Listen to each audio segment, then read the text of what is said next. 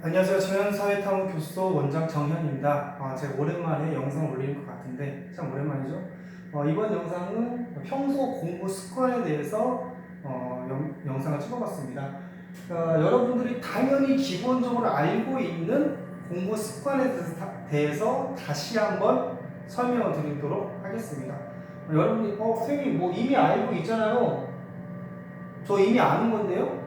물론 아시는 분도 많지만 모르시는 학생들도 많을 거라고 생각이 됩니다. 그래서 선생님 생각하기 가장 기본적인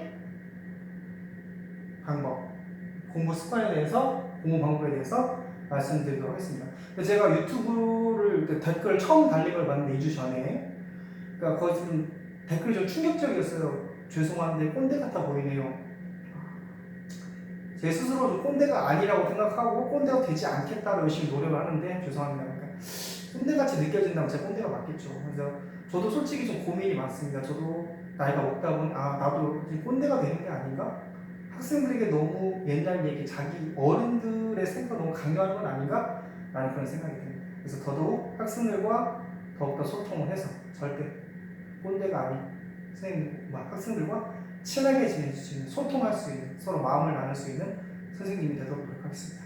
자, 그러면 영상 시작하도록 하겠습니다. 그래서 첫 번째, 학교에서는 당연히 선생님 수업에 집중을 하고 졸지 않아야겠죠. 그렇죠? 이게 3번이랑 연결이 됩니다. 그래서 당연히 중학생이나 고등학생 같은 경우는 체력이 떨어지기 때문에 당연히 좋을 수 있고 집중력이 떨어질 수 있어요. 하지만 그걸 자기 스스로 이겨내려고 하고 그리고 그걸 노력해야 한다는 거죠. 그럼 어떻게 해야 되냐? 그럼 평소에 운동도 좀 하고 그렇죠? 부모님한테 졸라서 좋은 약도 좀 먹고 보약도 먹고 스스로 좀 체력을 키우려고 노력을 해야 됩니다. 그래야 집중력도 올라가고 졸지 않게 되겠죠.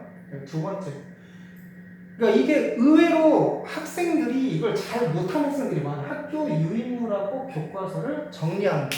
그러니까 즉 학교 선생님이 유인물 나눠주는 선생님이 계시고 나눠주지 않는 선생님이 계세요. 그럼 나눠주지 않는 선생님이 교과서로 수업을 하는데 교과서 보면은 그러니까 써 넣으라는 빈칸 그래서 그런 게 있죠. 그게 하나도 안 되는 학생들이 있어요. 그럼 당연히 뭡니까? 수업을 제대로 안 들었다는 얘기죠. 의지도 안 좋은 말 좀 얘기하면 의지도 없고 의욕도 없다는 얘기예요. 그러면 당연히 공부가 안 되겠죠. 그렇죠? 공부 실력이 안 되겠죠. 그리고 유인물 같은 경우 그러니까 이거를 한 장 한 장씩 차곡차곡 잘 정리해서 파일에다 끼워놔야 되는데 그러지 않는 학생들이 많습니다. 특히 여학생들보다는 남학생들이 덜 꼼꼼하기 때문에 그런 경우가 많아요. 막 유인물이 어디 뭉쳐져 있고 어디 버려져 있고 하나씩 비어 있고 또 유인물도 다 내용이 하나하나 다 써 있어야 되는데 써 있지 않는 경우도 많아요. 모든 남학생들이 다 그렇지는 않지만 그래서 자기 스스로 좀 성격을 좀 꼼꼼하게 하려고 좀 노력을 해야 돼요. 당연히 학교 시험에서는 학교 유인물이나 학교 교과서에서 뭐가 나옵니까? 시험 문제가 나온다는 말이죠. 그 다음에 이게 1번하고 3번하고 연결이 되는데 담임이나 과목 선생님이 마음에 들지 않더라도 수업 듣고 원만한 관계를 유지해야 됩니다. 특히 이 부분은 중학생뿐만 아니라 특히 고등학생이 더 많이 해당이 돼요.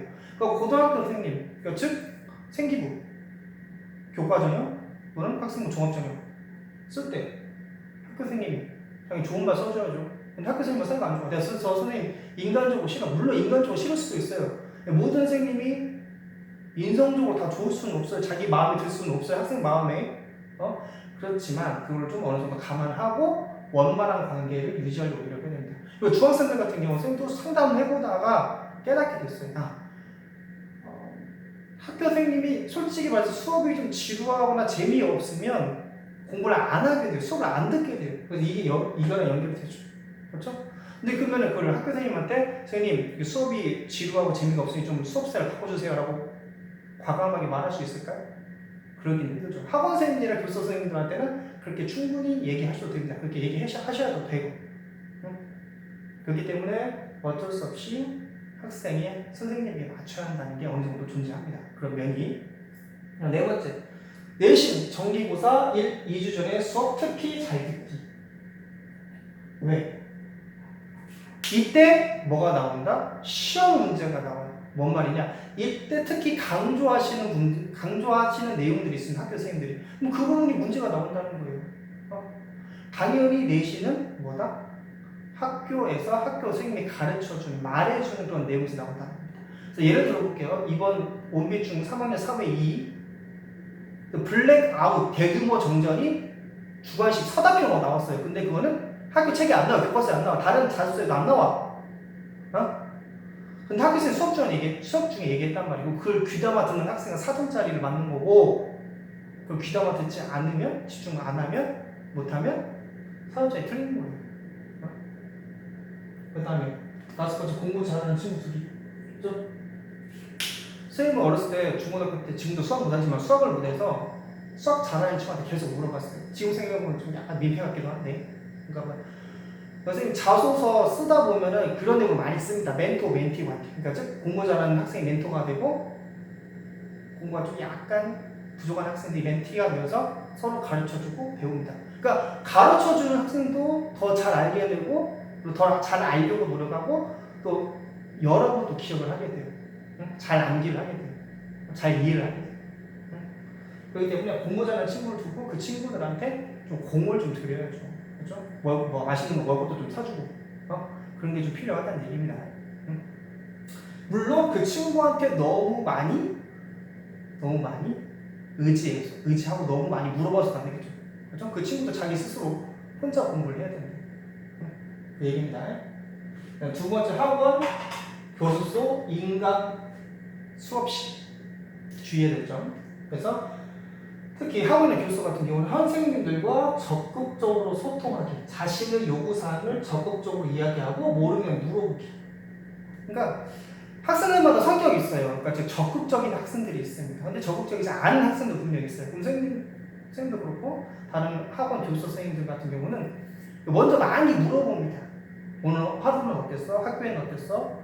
뭐 집에서는 어땠어? 친구 사이 관계는 어때? 뭐 남자친구, 여자친구. 그러니까 서로 사이가 친밀해지면 그런 얘기도 많이 하겠죠. 근데 적극적이지 않은 친구들 같은 경우는 그에 대해서 답을 잘 안 합니다. 선생님들하고 좀 많이 친해져야 소극적인 학생들은 자기 개인적인 얘기를 많이 하겠죠. 근데 내가 소극적이야. 나 선생님한테 말 못하겠어. 그리고 이 선생님이랑 만난 지 별로 얼마 안 됐어. 그러니까 난 얘기하기 좀 그래. 그래서 여러분들의 비밀, 사생활 다 꼬치꼬치 다 얘기하라는 게 아니라 어느 정도 소통이 돼야 된다는 거예요. 그러니까 자기가 특히 수업할 때 이런 식으로 좀 수업을 해줬으면 좋겠어요. 아니면 이 부분을 잘 몰라요. 라고 적극적으로 물어보고 소통을 하고 해야 됩니다. 그렇지 않으면은 몰라요. 말하지 않으면 몰라요. 선생님이 말 안 해도 내 뜻 알아주겠지? 물론 그런 선생님들도 있습니다. 선생님도 그러려고 많이 노력을 해요. 근데 그 선생님들은 그런 센스가 타고나는 선생님이에요. 그 선생님은, 그런 센스가 타고나신 선생님은 딱 한 분 봤어요. 제가 학원 강사 11년 동안 했는데. 두 번째, 인강 들을 때 멍하니 보고만 있지 말고 필기하기. 그러니까 인강 가도 당연히 학교 수업도 마찬가지고 학교 수업도 마찬가지고 학원 수업, 교수 수업도 마찬가지입니다. 인강에 똑같이 그냥 인강 이어폰 귀 꽂고 그냥 멍하니 쳐다보고 있으면은 결국 어떻게 돼요? 졸아요 이렇게. 그러면 아무 의미가 없죠. 그냥 그 시간 날려보내는 거야. 그럼 집에 가서 자지 편하게 외경 들으면서 자. 그리고 멍하니 또 딴 생각을 하게 돼요. 그러면 왜 인강에서 선생님들이 왜 이 교재 이 부분에다 밑줄 치세요? 뭐 쓰세요? 왜 하라고 할까요? 당연히 이게 중요한 내용이기도 하지만 집중하라고, 졸지 마라. 그건 당연한 겁니다. 세 번째. 그래서 집하고 독서실에서 공부할 때는 어떻게 해야 되나? 그래서 당연히 학교, 학원, 교수 수업 받은 후 그날 배우는 그날 바로 복습해야 됩니다. 정리해야 됩니다. 그러니까 이게 선생님이 학원 강사하면서 학생들하고 상담하면서 그다음에 어머니들하고 상담하면서 아버지들하고 상담하면서 느끼는 그거예요. 그러니까 집에 와서 공부를 안 한다는 거예요. 그럼 학생 입장도 있고 부모님 입장도 있어요. 부모님 입장은 이거죠. 솔직히 말하면 못 믿는 것도 있어요. 내가 진짜 학교나 학원이나 교습소 가서 정말 공부를 열심히 했는지 못 믿는 게 보였어요. 내 눈앞에서 공부를 하는 모습이 보여야 안심을 하신단 말이에요. 근데 학생들도 이렇게 생각하죠. 아, 엄마, 아빠 진짜 한 1시, 막 2시간, 3시간씩 매일 뭐 길게 막 90분, 뭐 120분 이렇게 수업하고 왔는데 집에 와서도 또 공부해야 돼요? 예, 해야 돼요. 왜? 책상에 앉아서 집이든 독서실이든 그날 배웠던 거 30분, 1시간이라도 다른 학생들보다 더 정리하면 그만큼 성적은 나와요. 그 공부 투자한 만큼 나옵니다. 그렇죠? 머리 빨고 있긴 하지만. 내가 머리 솔직히 자기 생각해봐. 머리가 안 좋아. 그럼 더 노력해야지. 집에서든 뭐 독서실에서든. 응? 그리고 공부는 여러분 스스로 하는 거예요. 여러분 스스로의 의지. 응? 그걸 깨달아야 돼요. 아, 내가 왜 스스로 공부의 필요성을 느껴야 된다. 내가 왜 공부해야 되지? 뭘 위해서? 단순히 여러분 진로를 위해서, 직업을 위해서 공부하는 게 아니라 여러분 꿈을 가지고 공부해야 돼요. 꿈. 꿈하고 진로, 직업은 다릅니다. 그래서 검사, 판사, 변호사 이런 진로, 이건 직업이고 여러분 꿈이 뭔지 잘 한번 생각해봐요. 선생님이 항상 상담하다 보면 지금 학생들 대부분 그래요. 선생님 저는 꿈이 없어요. 하고 싶은 게 없어요. 되고 싶은 게 없어요. 그럼 정말 안타까워요. 선생님은 예전부터 학교, 사회, 역사 선생님 되는 게 꿈이었어요. 근데 제가 뭐 대학교 수능을 잘 못 봐서 수학을 잘 못해서 선생님 수학만 잘했으면 학교 선생님이 됐을 거예요. 근데 지금 뭐 교수 선생님도 충분히 좋다고 생각을 해요. 응? 그래서 여러분이 꿈이 무엇인지 좀 꿈에 대해서 생각을 좀 해보시기 바랍니다. 응? 두 번째, 글씨 예쁘게 쓰기. 그러니까 자기가 자기 글씨 써놓고 자기 글씨가 뭔 글씨인지 몰라요. 아, 그러면 나중에 복습할 때 어떻게 하냐고, 어떻게 공부를 하냐고. 당연한 거죠. 그렇죠? 물론 글씨를 못 쓸 수는 있어. 근데 자기 자신이 알아볼 수 있을 정도는 써야죠. 응? 선생님들 글씨 봐봐요. 못 쓰죠? 근데 알아볼 수는 있죠. 못 알아보면 죄송합니다. 응? 알아볼 수 있게 써야 됩니다. 그 다음에 세 번째, 밑줄을 너무 많이 치지 말아요. 그러니까 겉으로 뭐 보여주려고 내가 이만큼 열심히 공부하고 있다, 또는 나는 밑줄 쳐야 공부가 잘 된다는 학생도 있어서 선생님도 밑줄 치면서 공부했었어요. 근데 너무 많이 밑줄을 치면 글씨가 안 보여. 그리고 너무 책, 교과서, 자습서가 더러워져요. 아, 나중에 딱 폈어. 다시 공부하려고. 근데 너무 새까맣게 줄 쳐져 있어. 그럼 나중에 보기 싫어. 아, 보기 싫은데? 또 그걸 또 지우려고 해요. 지워. 그러면 시간이 그만큼 낭비되고, 지우개가 막 떨어지고, 더럽고. 그렇죠? 밑줄 너무 많이 치지 마세요. 중요한 부분만 치세요. 한두 번씩만 치세요. 네 번째, 숙제는 그날 바로 하기. 이게 1번하고 이렇게 되죠. 그렇죠? 그날 내준 숙제 그날 안 하면 까먹습니다. 안 하게 돼. 물론 하는 학생들도 있죠. 당연히 숙제는 해야 되는 거야. 학교 숙제든 학원 숙제든 교습소 숙제든 그건 당연한 겁니다. 그래서 항상 얘기해요. 솔직히 말해서 사회 역사는 영수보다 중요하지 않다고 생각을 해요. 학생들. 근데 선생님 절대 그렇지 않아요. 선생님은 사회 역사 영수만큼 중요하다고 생각합니다. 선생님 그에 대한 선생님 과목에 대한 자부심이 있어요.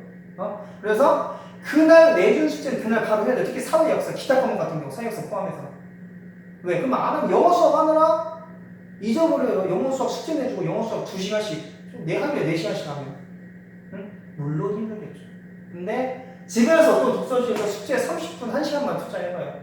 그럼 부모님이 공부하시는, 여러분들 공부하는 모습 보고 믿고 즐거워하시고 더욱더 힘을 실어주실 겁니다. 다섯 번째, 학습 계획표 짜기. 이거는 이렇게 학습 계획표를 짜주는 학원도 있고 학습 계획표를 전문적으로 관리해주는 학습 코칭해주는 선생님들도 계세요. 근데 제가 알고 있기로는 전주 혁신도시에 그런 학원이 없는 걸로 알고 있어. 선생님들 이 프로그램을 지금 준비하려고 노력 중이에요. 준비 중입니다. 그래서 책에 보면은 서점 가면은 그래서 학습 플래너 짜는 거, 그래서 계획표 플래너, 영어 플래너 짜는 거, 그리고 학습 어떻게 공부하는지, 공부 습관, 그게 다 책으로 나와 있어요. 분명 가지고 있는 책도 여러분들이 그 책 갖고 그런 종류의 책을 갖고 계신 분도 있고, 그리고 유튜브 보면 강성태 공부 방법 다 나오죠. 그거 좀 보라는 거예요. 게임, 응? 뭐 소통 방송 그런 거 유튜브만 보지 말고. 학습 계획은 짜야 된다고. 그래서 기계적으로 짜는 방법도 있어요. 월화수목금토일 해서 월요일은 무슨 과목, 화요일은 무슨 과목. 처음에 이렇게 기계적으로 짜고 그 다음에 내가 이렇게 기계적으로 딱 짜여진 틀대로 짠 다음에 이거는 좋고 이건 나쁘다고 스스로 깨달으면서 탄력성 있게, 유연성 있게 자기 스스로 계획표를 짤 수 있어요. 그래서 특히 그 계획표 짜는 것도 여학생들이 잘 짭니다. 그러면은 주변에 친한 학생들, 친구 중에 계획표 잘 짜는 친구 있어요. 그 계획표 잘 짜는 친구들 거 계획표 좀 보고 좀 비슷하게 따라 좀 하려고 합니다. 근데 자기 사생활이니까 안 보여줄 수는 있어요. 학습 계획표를. 또 혹시라도 경쟁자라고 생각할 수 있으면. 근데 주변에 있는 친구들 좀 따라하는 벤치마킹 하는 것도 좀 필요합니다. 그 다음에 여섯 번째, 마지막 여섯 번째, 자신의 학습 스타일 파악하기. 선생님도 예전에 다른 학원 근무할 때 그 학원이 학원 수업 끝나고 4층 올라가서 자율학습실에서 의무적으로 40분에서 50분 정도 수업을 하고 자기 스스로 자율학습을 하고 집으로 가는 그런 시스템이었어요. 근데 그 선생님 담임을 했었거든요. 학원에서 담임을 했는데 상담을 하니까 이러더라고요. 선생님 저는 독서실 같은 너무 조용한 데서 공부를 못하겠어요. 그게 바로 요즘 말하는 백색 소음이죠. 지금 영상이 좀 에어컨 소리가 들어간지 안 들어간지 모르겠는데 에어컨 소리, 바람 소리, 물 소리, 펜 싹싹 거리는 소리, 이런 백색 소음이 있어야 공부를 잘하는 학생이 있고, 아니면 아예 진짜 절간처럼 아무 소리도 안 들려야 공부를 잘하는 학생이 있고, 그리고 그런 자기 스타일도 파악을 하고 공부가 잘 되는 시간, 그러니까 즉 나는 좀 새벽에 좀 자야 된다. 두 번째, 나는 늦은 밤, 12시, 1시, 2시가 더 잘 된다. 그다음에 나는 아예 그냥 저녁에 자야 된다. 그러니까 자기가 공부 잘 되는 시간, 자기가 공부 잘 되는 장소, 그러니까 요즘은 스터디 카페도 많잖아요. 스터디 카페가 잘 어울리는지, 독서실이 잘 어울리는지, 집이 어울리는지, 어떤 장소에서 집중이 잘 되는지를 스스로 파악을 하셔야 돼요. 그래서 이렇게 가장 기본적인 공부 습관, 공부 방법에 대해서 영상을 찍어봤습니다. 감사합니다. 정현은 사회경영교수도 원장 정현이었습니다.